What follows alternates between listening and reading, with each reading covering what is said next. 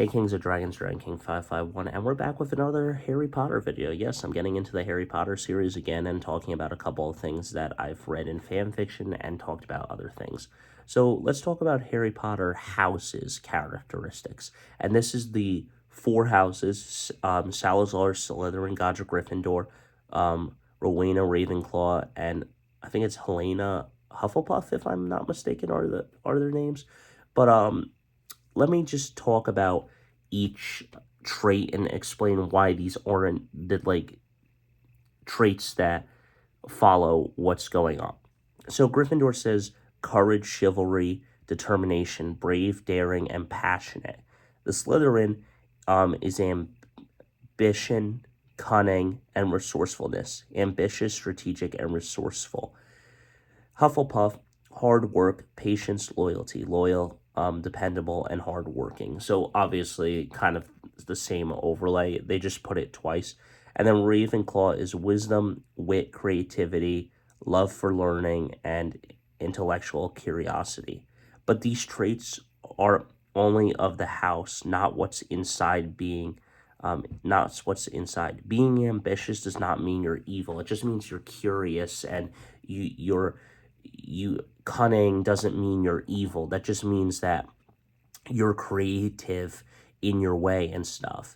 And these like Slytherin traits don't mean you're a bad person. These Gryffindor traits don't necessarily mean you're a good person. These Hufflepuff traits of hardworking, patience, and loyalty is there, but with a Ravenclaw, wisdom and wit and creativity doesn't mean that you're always stuck in a book and everything. Like Luna Lovegood was someone that wanted to fight and learn from Harry and everything to better her horizon, to duel the Death Eaters and everyone else and stuff.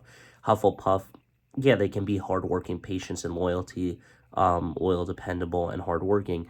But there are some, bully aspects when you see some of the Hufflepuffs be kind of jerky in Goblet of Fire towards Harry, even though it's like, yeah, you want to root for your housemate, but you can still be supportive of the other housemate in Hogwarts because it's Hogwarts against the world in this kind of tournament. Even though it's a friendly tournament, it's against the other two schools and everything.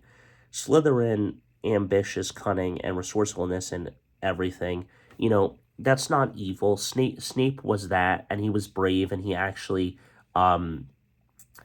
died for Harry and was loyal and stuff, and everything else towards Dumbledore and Harry and everyone who was fighting against Voldemort.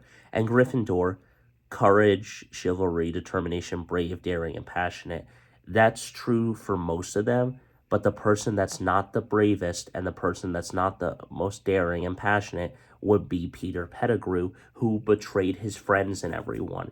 These traits are basically, as Master Gibbs once said in Pirates of the Caribbean, they're guidelines. It doesn't mean you have to follow them all the time and stuff. It doesn't mean necessarily what's inside you. You can be all four houses.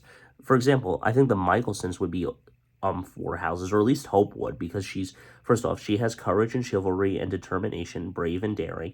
She's ambitious, she's cunning and resourcefulness. She's hardworking, she's passionate and loyal towards her family, and she has wisdom, wit, and creativity. So honestly, I think that she's a balanced person with all four houses. The same can be said with everyone else and stuff.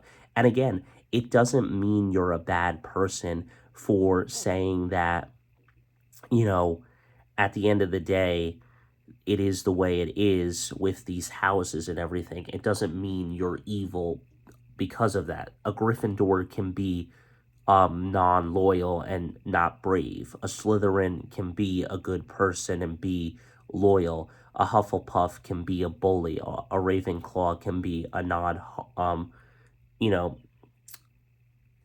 be intellectual without always having to be stuck in a book and everything. So honestly, those are my thoughts. Until next time, don't forget to hit that like and subscribe button. Smash that like and subscribe button.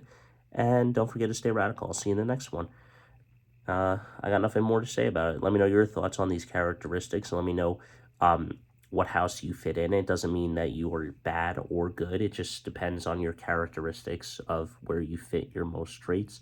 And at the end of the day, we know that there are some Slytherins who were good, like Snape, and there were some Gryffindors that were bad, like freaking Mr. Peter Pettigrew over there.